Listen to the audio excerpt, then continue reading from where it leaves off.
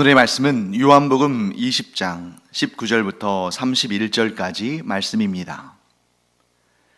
이날 곧 안식 후 첫날 저녁 때에 제자들이 유대인들을 두려워하여 모인 곳에 문들을 닫았더니 예수께서 오사 가운데 서서 이르시되 너희에게 평강이 있을지어다. 이 말씀을 하시고 손과 옆구리를 보이시니 제자들이 주를 보고 기뻐하더라. 예수께서 또 이르시되 너희에게 평강이 있을지어다. 아버지께서 나를 보내신 것 같이 나도 너희를 보내노라. 이 말씀을 하시고 그들을 향하사 숨을 내쉬며 이르시되 성령을 받으라. 너희가 누구의 죄든지 사하면 사하여질 것이요 누구의 죄든지 그대로 두면 그대로 있으리라 하시니라. 12 제자 중에 하나로서 디두모라 불리는 도마는 예수께서 오셨을 때에 함께 있지 아니한지라. 다른 제자들이 그에게 이르되 우리가 주를 보았노라 하니 도마가 이르되 내가 그의 손에 못자국을 보며 내 손가락을 그 못자국에 넣으며 내 손을 그 옆구리에 넣어보지 않고는 믿지 아니하겠노라 하니라. 여드레를 지나서 제자들이 다시 집 안에 있을 때에 도마도 함께 있고 문들이 닫혔는데 예수께서 오사 가운데에 서서 이르시되 너희에게 평강이 있을지어다 하시고 도마에게 이르시되 내 손가락을 이리 내밀어 내 손을 보고 내 손을 내밀어 내 옆구리에 넣어보라. 그리하여 믿음 없는 자가 되지 말고 믿는 자가 되라. 도마가 대답하여 이르되 나의 주님이시요 나의 하나님이시니이다. 예수께서 이르시되 너는 나를 본고로 믿느냐? 보지 못하고 믿는 자들은 복되도다 하시니라. 예수께서 제자들 앞에서 이 책에 기록되지 아니한 다른 표적도 많이 행하셨으나 오직 이것을 기록함은 너희로 예수께서 하나님의 아들 그리스도이심을 믿게 하려 함이요 또 너희로 믿고 그 이름을 힘입어 생명을 얻게 하려 함이니라. 네, 어제에 이어서 오늘도 부활하신 예수님에 대한 내용을 우리가 함께 살펴봅니다. 안식 후 첫날 저녁, 그러니까 지금 오늘날 우리식으로 표현한다면 주일날 저녁이겠죠. 예수님의 제자들이 한 곳에 모여 있었습니다. 그들은 유대 사람들이 두려워서 문들을 걸어 잠그고 있었습니다.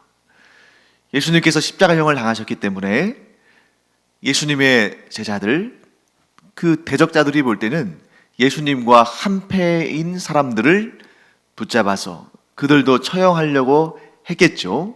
뿐만 아니라 우리가 어제 본 본문에도 나옵니다만 이 유대의 종교 지도자들은 예수님의 부활을 인정하지 않으려고 예수님의 부활하신 사건을 그 경비병들을 통해서 체험한 그들을 통해서 보고를 받았지만 예수님이 부활하셨다는 그러한 소문이 퍼지는 것을 막기 위해서 그 사실이 알려지는 것을 어떻게든 막기 위해서 그 경비병들에게 돈을 주고 예수님의 제자들이 예수님의 시신을 훔쳐갔다.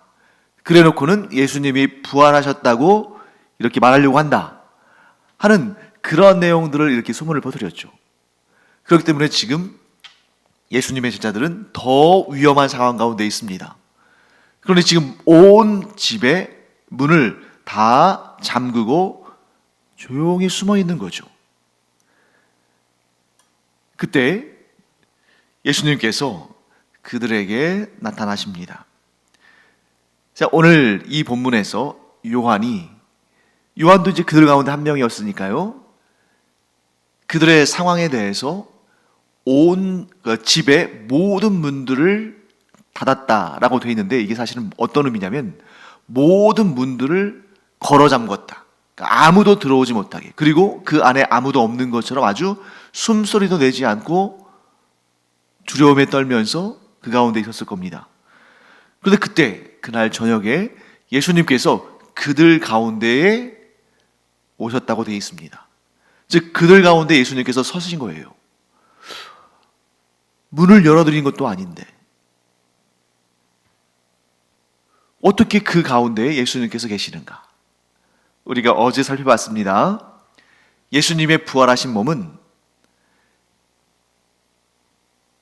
어떠한 존재도 가지지 못하는 방식, 아주 독특한, 그러니까 예수님께서 제1호, 예수님께서 첫 열매가 되시고 그 이후로 예수 그리스도를 구주로 영접한 모든 성도들이 부활의 날에 얻게 될 그 몸을 유일하게 예수님께서 지금 갖고 계신 거죠. 자, 어떤 몸입니까? 영혼, 유령, 이런 영으로서 물체와는 관계없는 그런 영적인 존재에만 해당하는 것도 아니고, 또 육체, 육신, 곧 물리적인 제약이 있는 그러한 몸도 아니고, 그러니까 영도 아니고 몸도 아니고, 그런데 사실은 이 두 가지를 다 포함하면서도 제한과 제약이 없는 그런 완전한 새로운 모습으로, 완전히 새로운 본질로 나타나신 것입니다. 그렇기 때문에 온 집의 모든 문들을 다 걸어 잠궜음에도 불구하고 그 물리적인 제약을 뚫고 들어오셨고, 또한 그렇다고 해서 영이 아닌 것이, 영만은 아닌 것이, 즉 물리적인 신체도 있는 것이, 예수님께서 내 손에 있는 못자국을 보고 내 옆구리에 있는 창자국을 보고 나인 줄 믿으라 하고 말씀하지 않으십니까? 그 몸도 있는, 그러나 물리적인 제약이 없는 그런 특별한 부활체로 부활하셨음을 또 설명하고 있는 것이죠. 그리고 예수님은 그들에게, 즉 제자들에게 너희에게 평강이 있을지어다 라고 인사를 하셨습니다. 이 인사는 우리가 잘 알고 있는 유대인들의 인사죠. 히브리식 인사 샬롬, 평강, 곧 너희에게 평강이 있을지어다 하고 아주 일상적인 인사를 하셨습니다. 너무 자연스럽게 인사하신 거죠. 그리고 예수님께서 그들에게 못자국이라는 손과 창자국이 있는 옆구리를 보여주셨습니다. 그제서야 제자들은 예수님을 보고 기뻐했습니다. 왜요? 뭘 확인한 거예요? 유령이 아니시구나. 예전에도 그 풍랑, 갈릴리 호수에 큰 풍랑이 일었을 때에 예수님께서 물 위를 걸어오시는 모습을 본 제자들이 엄청 두려워했잖아요. 왜? 유령인 줄 알고. 그들은 예수님께서 이렇게 완전한 새로운 몸으로 부활하신 것을 알지 못했고 또한 믿지 않았기 때문에 그들 앞에 갑자기 서 계신 예수님이 유령인 줄로 알았다가 그 손의 못자국과 옆구리에 창자국을 본 다음에 정말 예수님께서 부활하셨구나 하는 것을 온전히 믿고 안심한 것입니다. 그때 예수님께서 이렇게 말씀하십니다. 아주 중요한 메시지를 말씀하시는데, 물론 예수님께서 여러 가지 말씀을 꽤 그들과 오래 계시면서 여러 말씀을 하셨겠습니다만, 요한은 오늘 본문의 끝부분에도 나오는 것처럼 예수님의 행적과 예수님의 기적과 예수님의 말씀을 다 적을 수 없다. 어떻게 그 많은 분량을 다 적을 수 있겠나? 그러니까 중요한 부분들만 기록한 거죠. 즉 21절부터 23절까지 예수님께서 중요한 세 가지의 말씀을 하신 것을 요한이 기록했는데, 예수님은 이 말씀만 하신 것이 아닙니다. 다른 여러 말씀도 하셨을 겁니다. 제자들을 찾아오셔서 오랜만에, 물론 한 3, 4일 지났으니까 그렇게 오랜 시간 아닙니다만 그래도 얼마나 하실 말씀이 많겠어요? 그런데 그 많은 말씀 가운데 요한은 세 가지를 주목하여 기록했다는 거죠. 자, 21절부터 23절까지 말씀을 제가 읽어보겠습니다. 예수께서 또 이르시되 너희에게 평강이 있을지어다. 아버지께서 나를 보내신 것 같이 나도 너희를 보내노라.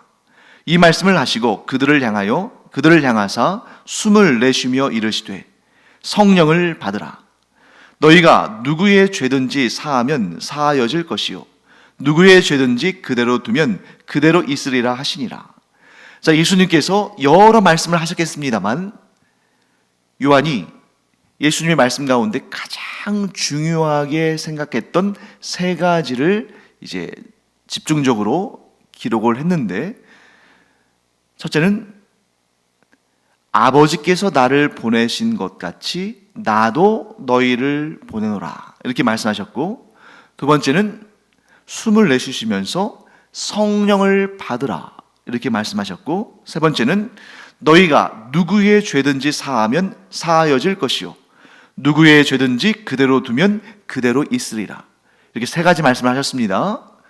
왜 사도 요한이 예수님과 제자들 사이에 그 오랜 시간 아주 많은 대화를 했을 텐데 그 중에 특별히 이 세 가지의 말씀을 성경에 기록했을까? 아주 중요하기 때문이죠. 자, 어떤 차원에서 중요할까요? 자, 이제 예수님께서 이 지상에서 우리의, 즉 인류의 구원과 관련되어서 하실 모든 일들을 다 이루셨습니다. 그리고 예수님은 이제 곧 한 40일쯤 지나면 승천하셔서 하나님의 보좌 우편에 계실 텐데 이제 새로운 시대를 여시면서 제자들에게 그 시대를 맡기신 겁니다. 그 시대가 어떤 시대겠어요? 교회 시대. 예수님께서 직접 우리의 구원에 필요한 모든 일들을 이루신 다음에 이제 인류를 구원하는 그 일을 교회에 맡기셨다는 거예요. 그래서 이 교회가 어떤 존재인지를 이제 장차 예수님께서 이루신 일들을 새로운 시대에 이어갈 교회의 정체성이 어떠한 것인지를 예수님께서 세 가지로 말씀하시는 것입니다. 첫째는 아버지께서 나를 보내신 것 같이 나도 너희를 보내노라. 교회의 지도자들로서 복음을 전파하는 책임을 갖는 사도들로서 내가 너희를 보낸다, 이렇게 말씀하신 거예요. 즉 교회의 지도자, 사도들을 세우신다는 말씀을 하신 것입니다. 두 번째, 성령을 받으라. 자, 교회 시대는 이제 예수 그리스도는 하나님의 보좌 우편에 계시지만 이제 제자들, 곧 사도들이 이끌어갈 이 교회의 시대는 성령 하나님께서 이끄시고 도우시며 힘을 주시고 구원의 역사를 일으키시는 그 시대가 될 것이다. 그러므로 교회의 시대는 곧 성령의 시대이기도 하다 하신 것을 말씀하신 것이죠. 그리고 마지막 세 번째는 너희가 누구의 죄든지 사하면 사하여질 것이요 누구의 죄든지 그대로 두면 그대로 있으리라. 뭘 말씀하신 것이냐면 교회의 역할이 죄사함의 복음을 증거하는 것이라는 것을 말씀하신 것입니다. 죄사함의 증인들이 되라. 왜요? 죄 문제가 해결되지 않으면 구원도 천국도 영생도 없는 것입니다. 그러므로 장차 사도들로부터 시작해서 이 교회 공동체가 해야 할 사명은 뭐냐면 죄사함의 복음을 전파하라 하신 예수님의 명령을 따르는 일입니다. 이 교회의 세 가지 사명, 너무너무 중요하기 때문에 잘 해석해야 되는데 이 교회의 가장 중요한 세 가지 사명에 대해서 오해들이 있다는 거죠. 너무 중요한 사역인데 그러다 보니까 오해도 많이 발생합니다. 그래서 대표적인 오해들을 제가 몇 가지 좀 이 세 가지에 대해서 하나씩 살펴보도록 하겠습니다. 첫째, 예수님은 제자들에게 아버지께서 나를 보내신 것 같이 나도 너희를 보내노라 하시면서 그들을 사도로 세우신 것입니다. 교회의 대표자들로. 여기서 주의할 것이 있어요. 아버지께서 나를 보내신 것과 같이 나도 너희를 보내노라. 즉 성부 하나님께서 성자 예수님을 보내신 것과 같이 성자 하나님께서 예수님의 제자들, 곧 교회 시대의 사도들을 파송하신다, 보내신다 하신 말씀입니다. 여기에서 가장 우리가 주의할 사실은 뭐냐면 자, 이 관계의 문제라는 거죠. 예수님께서 비유적으로 말씀하셨잖아요. 아버지께서 나를 보내신 것처럼 나도 너희를 보낸다. 이런 비유를 통해서 관계적인 설명을 하시는데 이걸 오해하면 안 됩니다. 자, 보내신 성부 하나님, 또 보냄을 받은 성자 하나님, 두 분 다 하나님이시죠. 그런데 보내신 성자 하나님은 하나님이시지만 보냄을 받은 사도들은 하나님이 아니라는 것입니다. 성부 하나님은 성자 하나님을 보내셨기 때문에 하나님께서 하나님을 보내신 것이지만 성자 하나님은 하나님이시지만 사도들은 하나님이 아니라는 거예요. 그래서 이 사도들을, 그들의 사역을 중요하게 여기고 그들이 복음을 증거하기 위해서, 복음을 전파하기 위해서 다 순교하고 정말 목숨을 내어놓을 정도로 그렇게 열심히 헌신했다는 것은 인정받고 칭송받고 칭찬받기에 마땅한 일입니다. 그러나 그렇다고 해서 그들을 하나님의 반열에 또는 다른 성도들보다 훨씬 더 우월한, 예를 들면 성자의 반열에 올려놓는 것은 온당하지 않다. 자, 이것은 가능합니다. 우리는 모든 성도는 왕 같은 제사장이요 거룩한 성도이기 때문에, 그래서 이 성도라는 말 자체가 거룩한 물이라는 한자어죠. 그러니까 모든 성도는 거룩하다. 이건 말이 돼요. 그런데 사도들은 거룩하나 일반 성도들은 거룩하지 않다거나 혹은 일반 성도들과 비교할 수 없는 거룩함이 사도들에게 있다. 이렇게 차별적인 그런 차등적인 거룩함을 부여하는 그것은 옳지 못한 일입니다.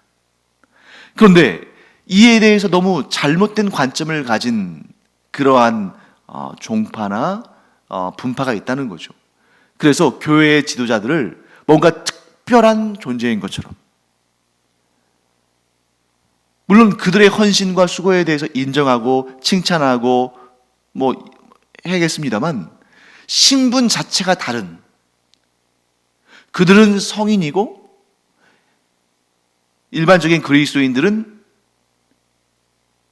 그냥 성인이라고 지칭할 수 없는 그런 대중적인 존재들, 이렇게 보는 것은 하나님의 뜻이 아니다 하는 것입니다. 그래서 우리가 주의해야 할 것, 일반 성도들과 사도 혹은 사제라고 일컬어지는 특정한 계층을 구분해서 그런 사도 혹은 사제라고 불리는 그러한 특정한 계층의 사람들만은 그들에게 특별한 거룩함을 부여하는 것은 잘못된 것이다.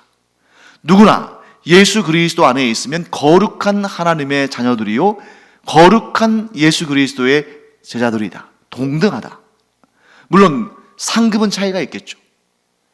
그가 이 땅에서 어떠한 복음을 위한 헌신과 교회 공동체를 위한 수고를 감당했느냐에 따라서 천국에서 받을 상급의 차이는 있을지언정 신분의 차이는 없는 것이다. 그렇기 때문에 마리아나 예수님의 육신의 모친인 마리아나 교황이나 이런 사제들을 특별한 계급으로 여기는 것은 잘못된 것이다 하는 것을 우리가 분명히 알아야 됩니다. 그 다음에 두 번째, 예수님께서 제자들에게 숨을 내쉬며 뭐라고 말씀하셨냐면 성령을 받으라 이렇게 말씀하셨습니다.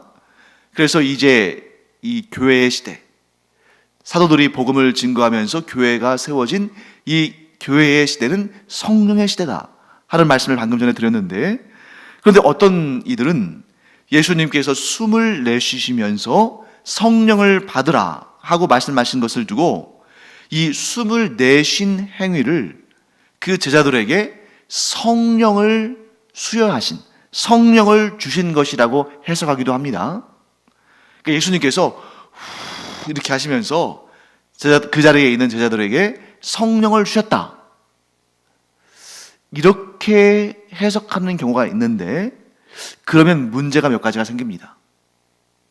자, 뭐냐면, 첫째는, 자, 그 자리에 예수님께서 숨을 내쉬시면서 성령을 받으라 하신 그 말씀을 하신 그 자리에 도마는 없었잖아요. 그러면 도마는 성령을 받지 못한 사람인가?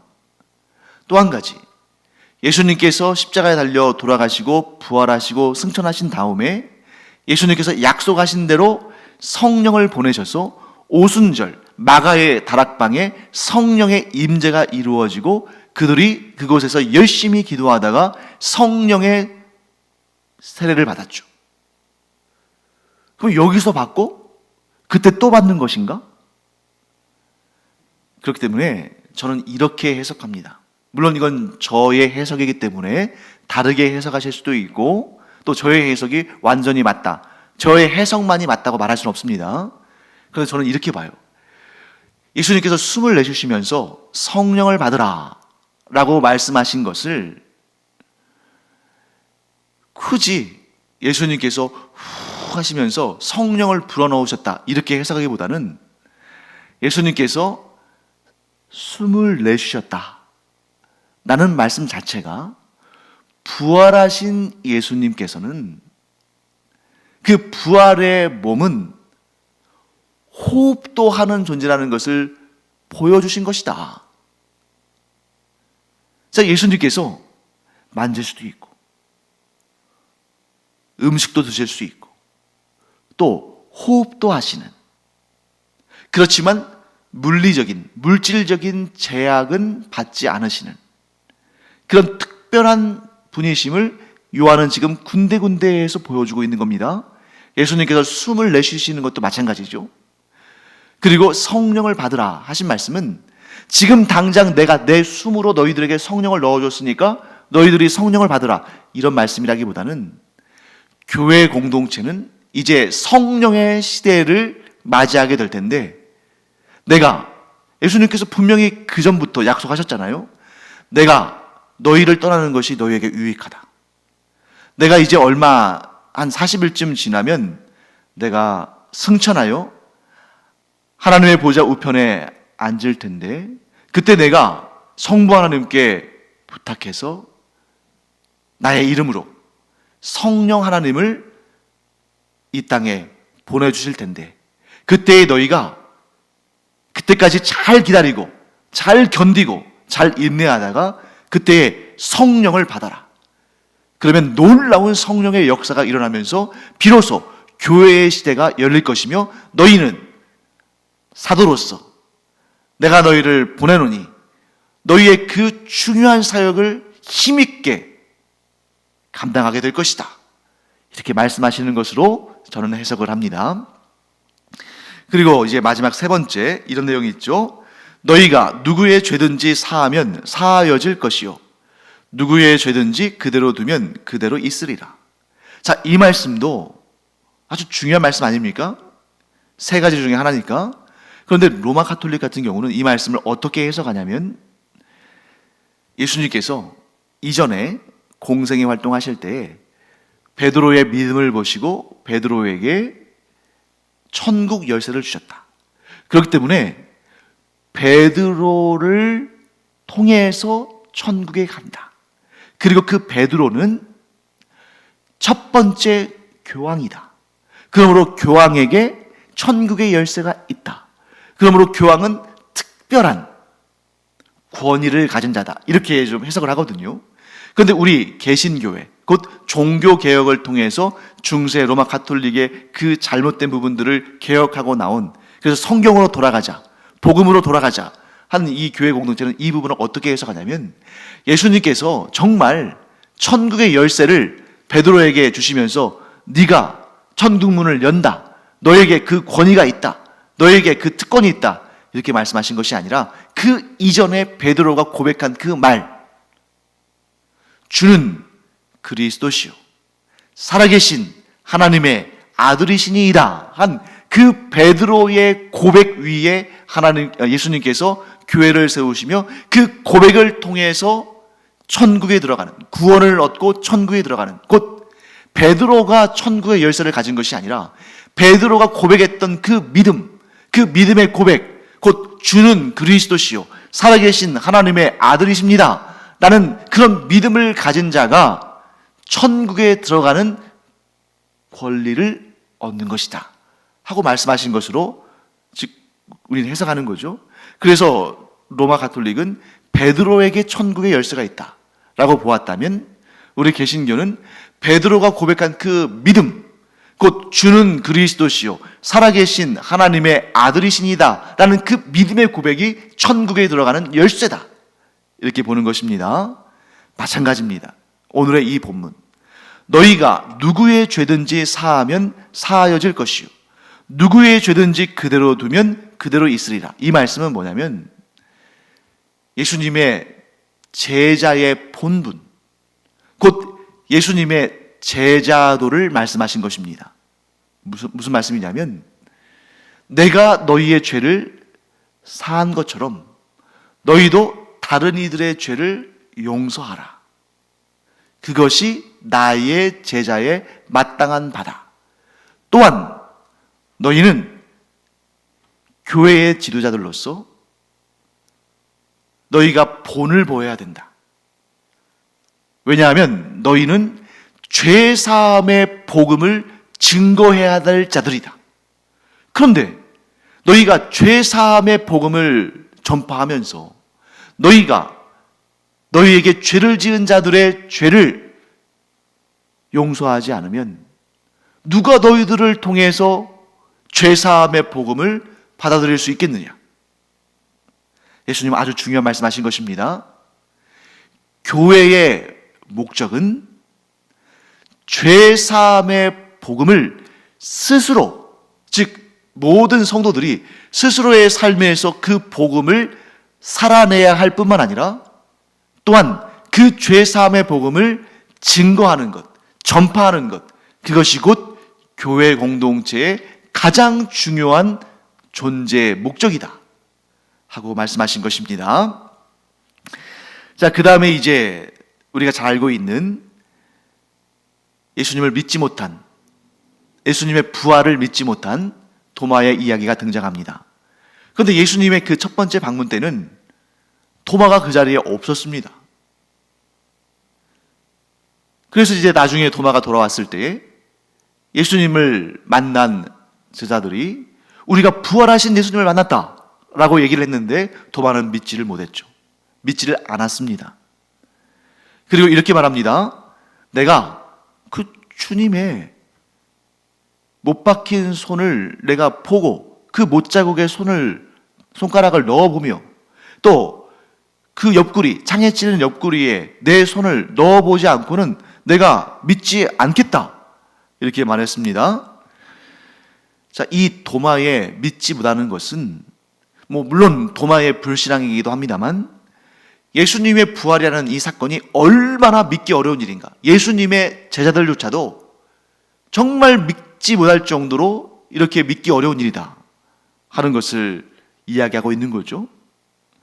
예수님을 직접 모셨던 도마조차도, 즉 예수님의 제자들조차도 믿기 힘들었던 그 일, 곧 예수님의 부활을 믿는다는 것은 얼마나 어려운 일인가, 그렇기 때문에 얼마나 위대한 일인가.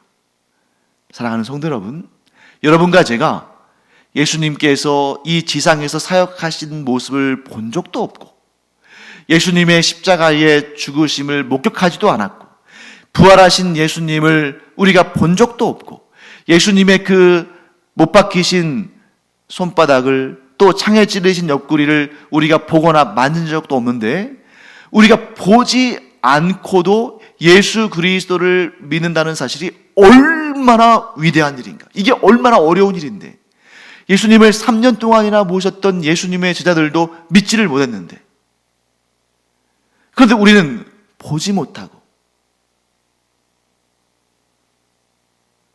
어떠한 증거물을 우리가 확인하지도 않았는데 우리가 예수 그리스도를 믿는다는 것, 예수 그리스도의 십자가의 죽으심과 부활을 믿는다는 것, 이게 얼마나 위대한 일인가 하는 것을 우리가 마음에 알아야 됩니다. 우리가 마음에 또한 이 사실을 믿고 우리가 이 위대한 일을 이뤘다는 사실을 알고 용기를 내야 돼요. 어떤 용기? 복음을 증거할 용기. 내가 얻은 이 구원이 얼마나 위대한지를 선포하는 용기. 왜? 이 어려운 일을 우리가 해냈잖아요.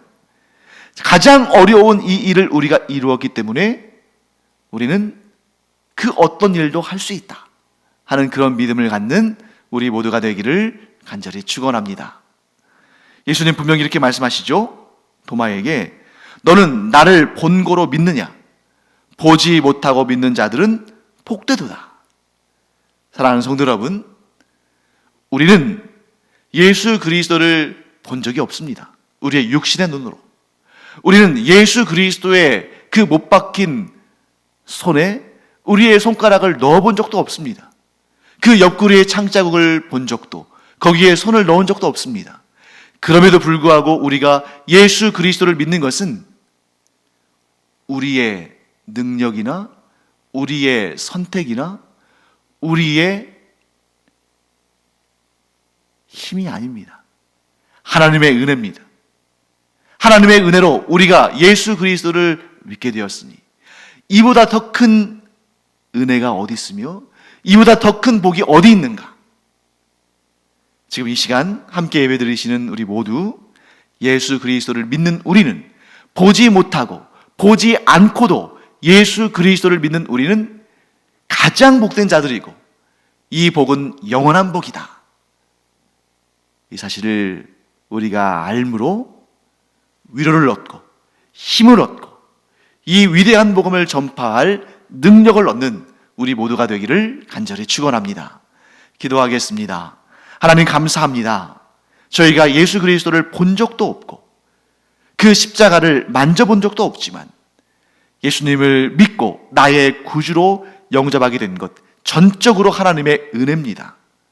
이 위대한 복을, 이 위대한 역사를 저희들에게 허락하신 하나님 감사드립니다.